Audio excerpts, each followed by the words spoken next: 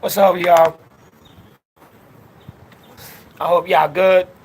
Well, as for me, I'm doing all right. I just read this article in the Sun's magazine. I'm gonna read it to y'all.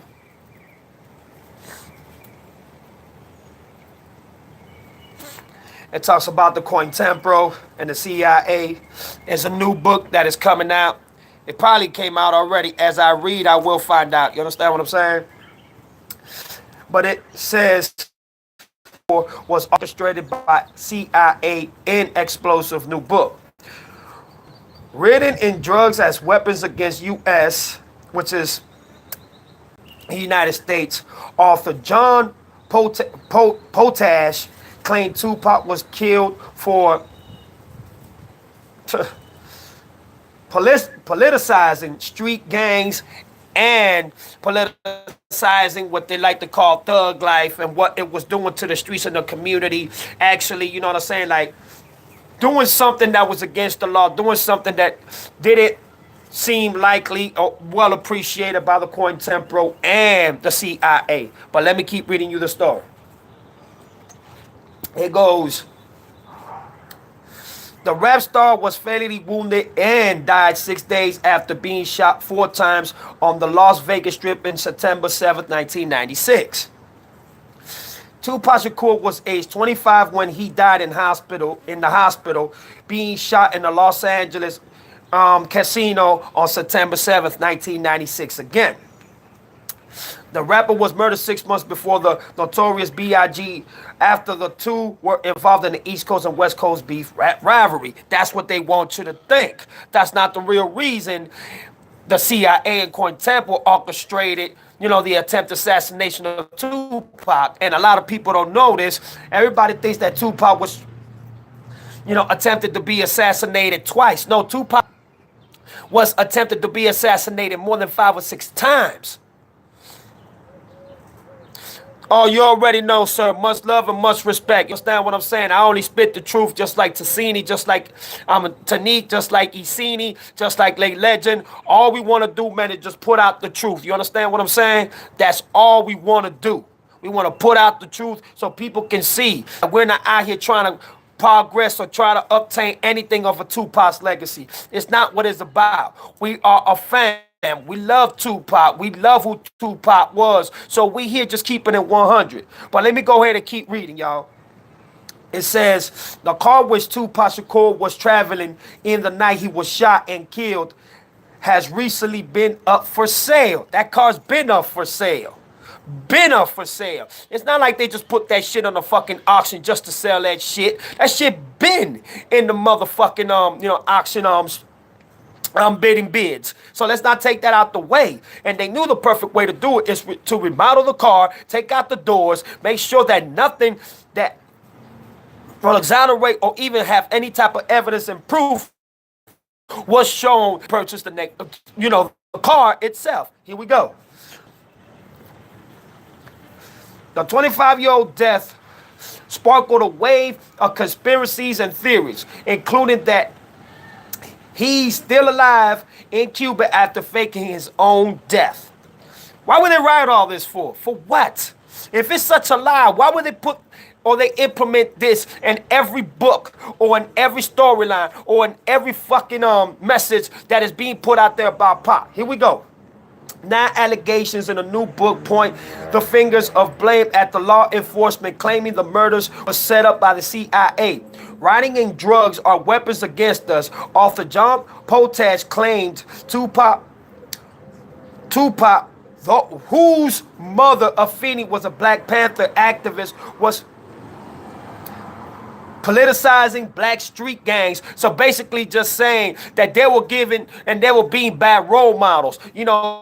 It was like they were teaching kids to go out there and kill police officers and kill anybody who was white, just as long as they were black, to use that reinforcements against any other opposition, which is wrong because the Panthers had white Panthers, Black Panthers, especially, you know what I'm saying? They had Puerto Rican Panthers, they had Chinese Panthers, they had Korean Panthers, they had other nationalities nationalities that were, from South America, Latin America, and even the western part, Pakistan, Afghanistan, and places to this nature. What the fuck are these people talking about? Here we go. And it says, his book alleges U.S. intelligence agencies were worried about political gang and saw Tupac at the forefront and reported it minor online. So basically just saying, the more Tupac did what he did, he was put more up front. He was put more as he was the main target of all this going on. That's how they put it. Like, he was the trouble. He was the reason why all this shit took place. Here we go. Potash, which is the writer of the book, writes, in line with Tupac's quote, I never had a record until I made a record. Police arrested him close to a dozen times on dubious charges, most of which were dismissed. You heard that again? Dubious charges that later on, which were all dismissed. That's another reason why they hated Tupac, because Tupac was very smart and still is to this day. It says, in Los Angeles, the FBI would accumulate a 4,000 page on Tupac. God damn. 4,000 page? They don't even got that much on Donald Trump, and they still lead him as president. Man, get the fuck out of here, man. The book further claims law enforcement was reportedly worried that Tupac, famous for albums such as All Eyes on Me, was trying to bring peace among LA Bloods and Crip gangs. You see how the story changes now? It went from him being a thug, from him trying to save the communities and trying to stop the LA Bloods and Crips going at it and killing each other and becoming the family. You understand what I'm saying? Here we go. I ain't done yet. It claims that some cops employed by Death Row Records, the company Tupac was signed to, were in fact cover agents. They were undercover agents because they themselves were FBI agents. And that's where Nate Dogg and everybody else comes in. Because Nate Dogg was asked to set up Tupac and murder Tupac. But when Nate Dogg started getting to know Tupac, he started gaining this amount of respect and this amount of love as a brother, as a cuz, as a homie for Tupac. You know what I'm saying? And when Tupac got shot in Squad Studios, remember, in New York, that's when Nate Dogg opened all the doors and told Tupac, look, man, these motherfucking FBI agents, they hired me, my nigga, to find out about you, put you out there, set you up, and even assassinate you. Why the fuck you think Nate Dogg? Man, dig deeper and you will find out the truth. Then it goes like this.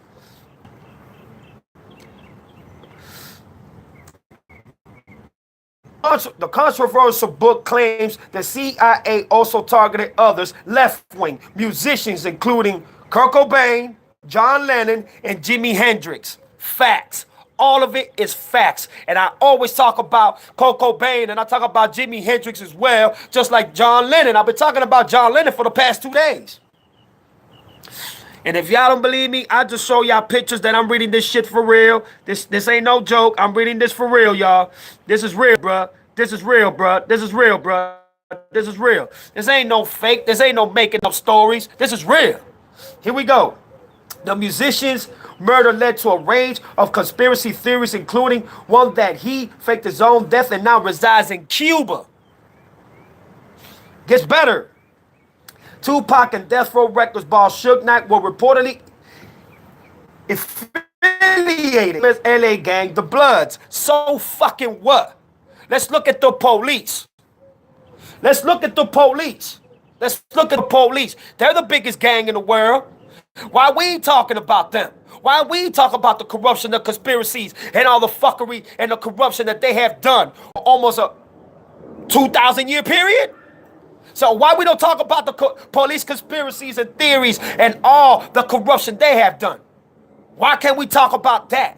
Always talking about black brothers and black sisters and Latin brothers and Latin sisters and, you know, other cultures. Why can't you expose yourself for the blasphemy that you cost this earth? I'm going to keep reading, though. And it says it right there clearly and perfectly. It says it right there. If y'all can see, right down there. So now there's a Bloods and Suge Knight in it. What does that have to do with investigating the murder of Tupac Shakur? You understand what I'm saying? I'm gonna keep going. Despite a fiery relationship with law enforcement, he once raped. He once raped. I mean, my bad. He once rapped. I'm sorry.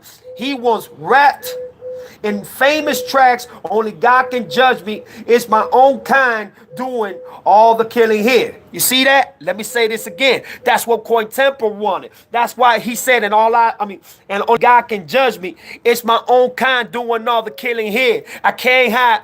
Is it darkness the other side? Women this side? Oh Lord, tell me what I'm begging for. Got a nigga stressing and I'm knocking on heaven's door. Y'all remember that? Listen to the brother's lyrics, man. And it keeps going.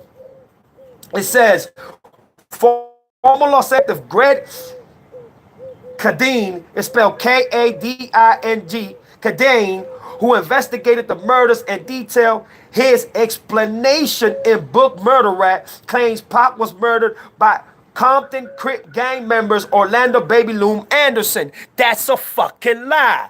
He was not murdered by Mr. Orlando Baby Lane Anderson, because if he was murdered by him, he was paid by Suge Knight $20,000 to $30,000 to get on the stand and say that he had nothing to do with it. And remember when the Tupac's double and all the other brothers that were there, when they beat up on him, why all of them were not arrested, but they wanted Tupac and Suge Knight only? That's why Suge Knight was taken into prison, because supposedly he violated his probation. His parole. So how is Orlando Anderson is going to be in two places at the same time? He was being held by the police at the casino, and then he was able to get in the white Cadillac and Tupac. Fucking game. Stop it, bro. Stop the fucking lies, bro. And then it keeps saying, and look what it says. Hours before the shooting, Tupac and his Bloods affiliated Death Row Records entourage, including CEO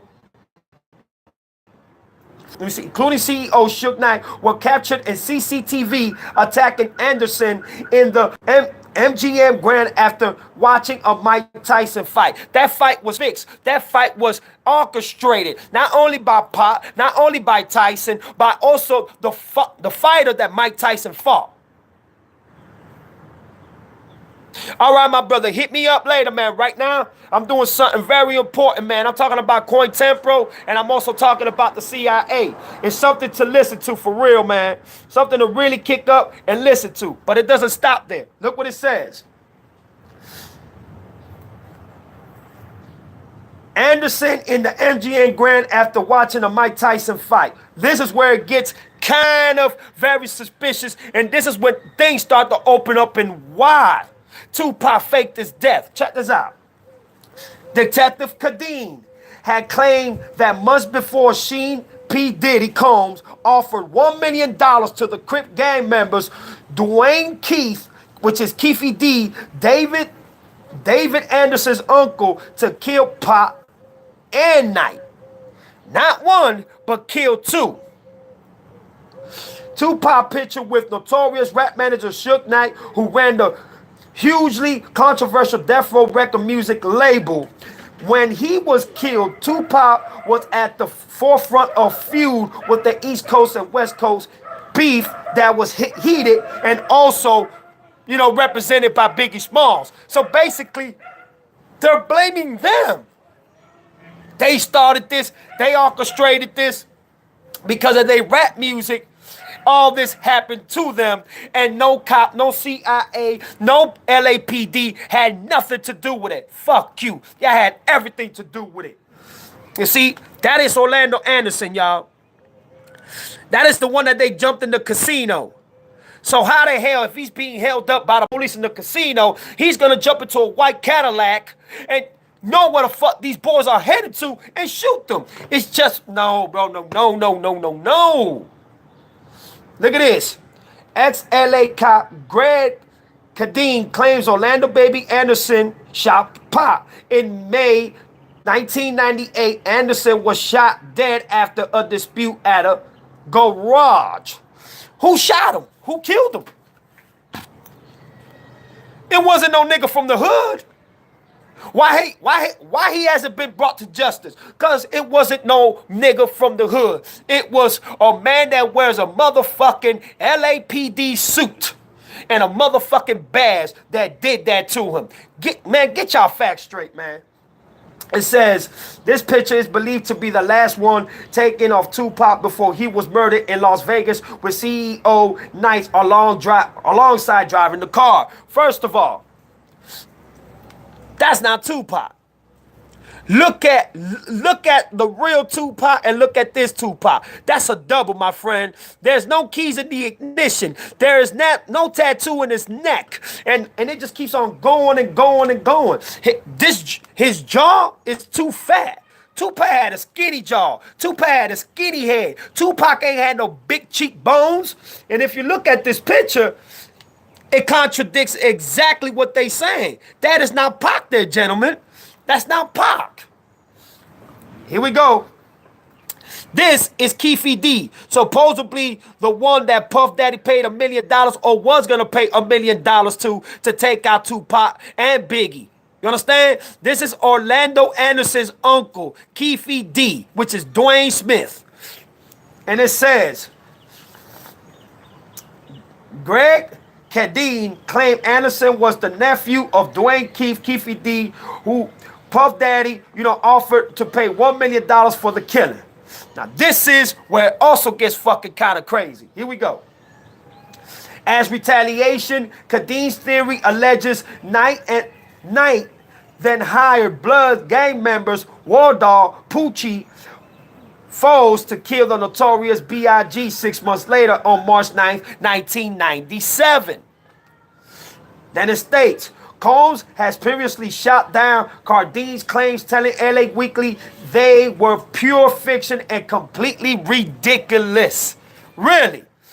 But your bodyguards heard you say, if Tupac gotta die, if Biggie gotta die, and Suge Knight gotta go to prison, let's make it happen. And that's exactly what happened. Your own bodyguards, ex-bodyguards said that. You stupid motherfucker. Now, hold on. Keefe D told Kadeen, the detective, that he provided security for Bad Boy Records staff when they were in Los Angeles and that he was driving the car when his nephew Anderson allegedly shot Tupac. Another motherfucking lie. You're gonna state that and then you're gonna come out and say that you didn't kill him? That it was orchestrated by the C.i.a.? But then, they want to implement, now that Anderson is dead and Keefe D is dead, if I'm not mistaken, now they want to say that they was them that plotted the murder and shot, attempted to kill Tupac and kill Biggie. Shut the fuck up. How is that possible? Unless if he had 2 or 3 doubles that decided to know exactly what Tupac was going and follow Tupac out. I'm talking about the one that survived, not the double, the one that is really Makaveli the Don. The one that walked out with the young lady when you saw fucking Black Panthers and you saw families of the Black Panthers and you saw the Saren turn into like a little L with the fist on, making sure that Makaveli got out the casino without no harm. Do you understand what I'm saying? Come on, bro. Stop this bullshit. Stop it. And it keeps going. And he keeps going.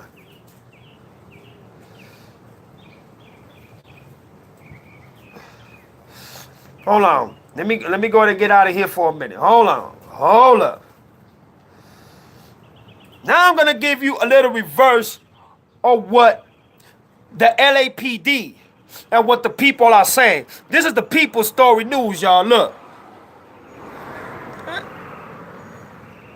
And this is what it said. The truth behind Tupac Shakur's 1996 murder, it was simple retaliation, reveals a LAPD source. You see that? Retaliation in the East Coast and West Coast. It doesn't affiliate or it doesn't condescend or even put the CIA or Cointelpro in this subject. So you already know this is lame. This is bullshit. You see, Tupac Shakur was one of the most hip-hop's brightest stars in reaching the genre with a blend of poetry with a greedy and grimy and Siberially realism when he was gunned down at a drive-by shooting while riding down the Las Vegas street in September 7th, 1996. You see that again? They keep saying that he got gunned down. How the fuck did this man get gunned down, but he's still living? This man is well alive. Look, and this is another thing. And I'm going to read this to you. I'm going to read this to you for real. Listen to this. Watch this. Himself but an LAPD sources familiar with the investigation tells people the motive was all about gangs. Bullshit. It wasn't about gangs. It was about Tupac building a nature and a culture, and people started listening to him.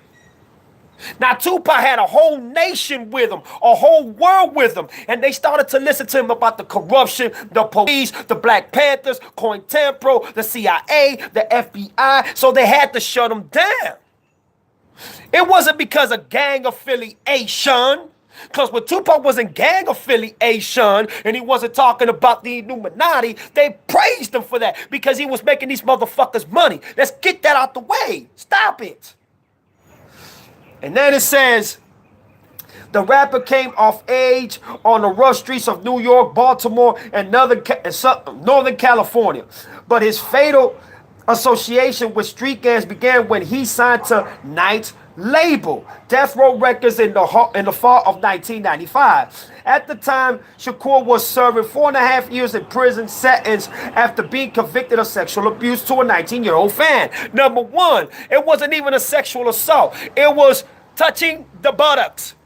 The bitch accused him of touching the buttocks, her ass. No penetration, no touching, no type of fucking sexual activity. Isn't this the same broad that sucked his dick under the table in the club? And then the following day, she fucking puts that rape charge on Tupac? Open your fucking eyes, people. And then it says, Knight offered a finance and appeal in exchange for a three-year record deal. Now, check this out. Shakur wanted to get out of jail. He basically signed his life away to Suge. Explains the LAPD source. You see, they just want to keep slamming him and slamming him. They want to keep doging his name like he was a bad person and destroy his reputation. But real pop fans know what the fuck time it is. Hold on, I ain't done yet. He didn't want to do it. You hear? What did that just say? He did not want to do it. But when he does, they own him. Knight was a high-profile affiliate of the LA street gang Mob Piru, then locked in a deadly rivalry with the Compton Crips. Mob Piru was built off the death row, says the LAPD source. You see, that's another bullshit. There was already Mob Pirus way before death row even decided to be in the fucking picture. You see how they lying already, bro? Here we go, y'all. Mob Pirus were built off of death row, says the LAPD source. They had been around for a while.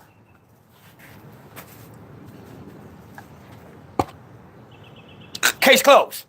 I just said that. Case closed. Here we go. They have been around for a while. They have been around for a while. They have been around for a while. But Suge put them on the map. Now they contradicted themselves. They said that it was Death Row that implied and invented the Mob Piru.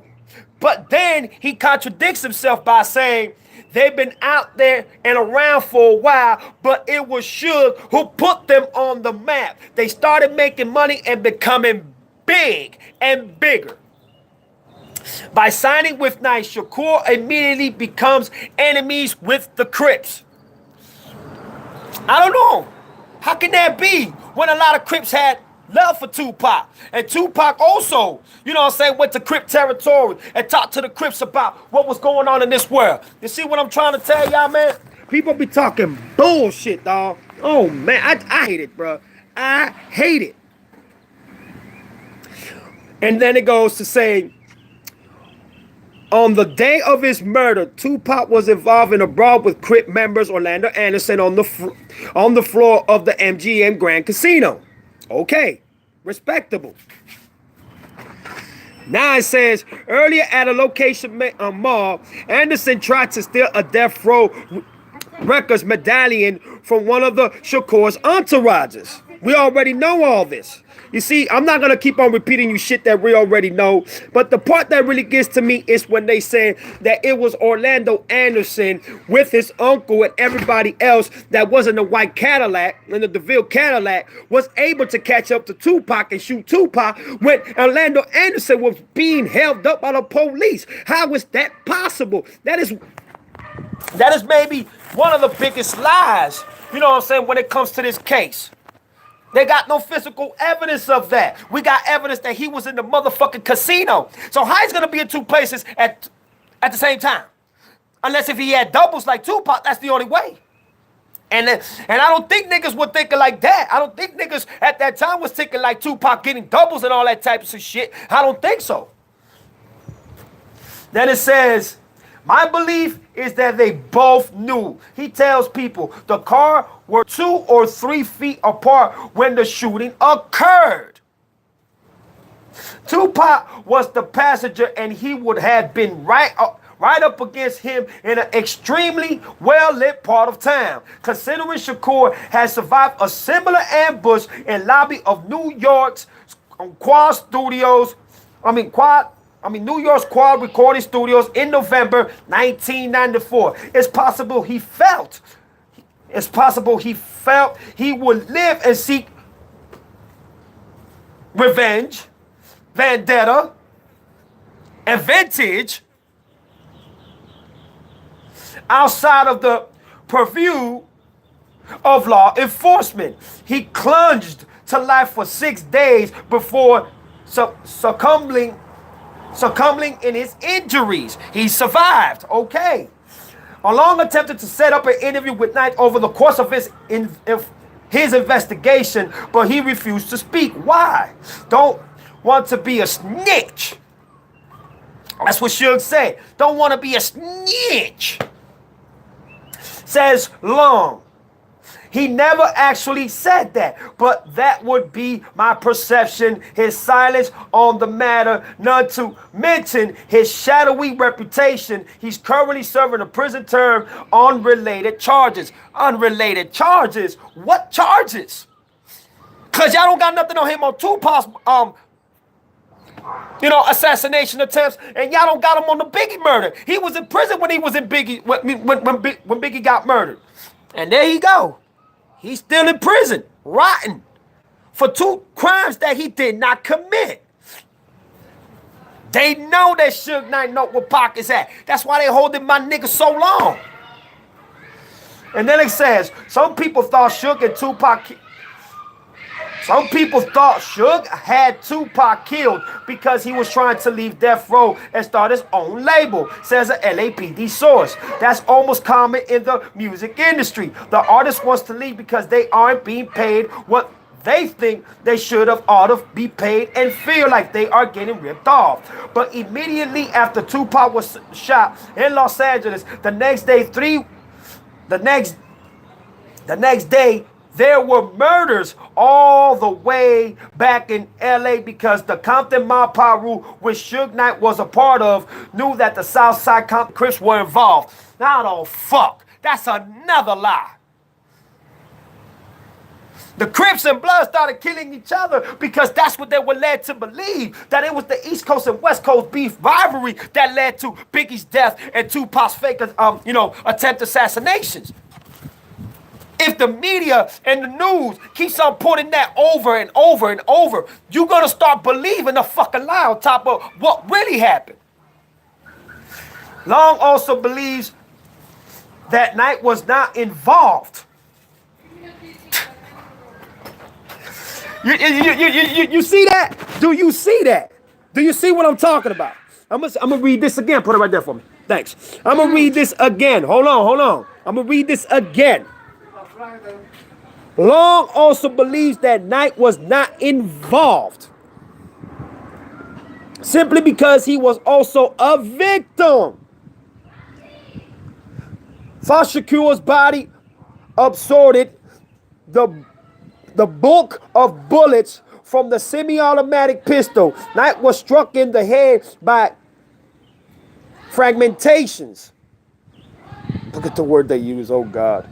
Who would actually set something up and put themselves in a firing range? Long observes. One recent documentary makes the bold claim that Shakur was a unintended victim of a plot to assassinate Knight, hashed by the mogul's wife, C.i.a. She strongly denied the accusations to people, saying, "If I wanted to kill Suge, believe me, his ass would have been dead. I don't have to make an attempt to his life with an innocent person on top of that." You see how she said that? Why would I make an attempt on his life with an innocent person whom I was always and very fond of sitting in the car? The most prevalent legend is that Shakur's death was the result of an East Coast and West Coast hip-hop feud with Biggie Smalls. Death Row was battling Smalls' label, Bad Boy Records, and the pair had already traded shots on a number of diss tracks. Notably, Shakur's Vicious Hit 'Em Up, in which he rapped, "That's why I fuck your bitch, you fat motherfucker. You know how it feels of the wrath of being a menace." You see, I could just keep going and keep going and keep going with this. But you know what? I'm going to just read you this last little paragraph. It says, there are a lot of landmines in this case. It's been on my plate for 16 years, and it's one of those cases I wish I could finish, says Long. I don't believe there was any justice for Tupac because we never finished the investigation or even came out and said directly who is the suspect or whom the suspect may be.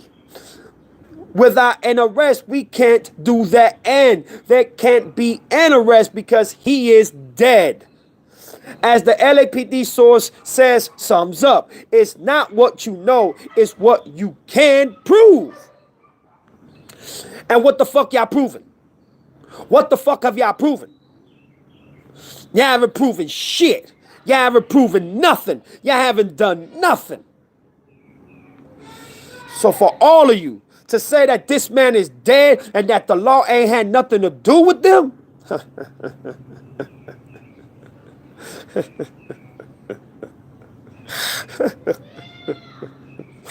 all I'm gonna do. I'm gonna just laugh. You feel me?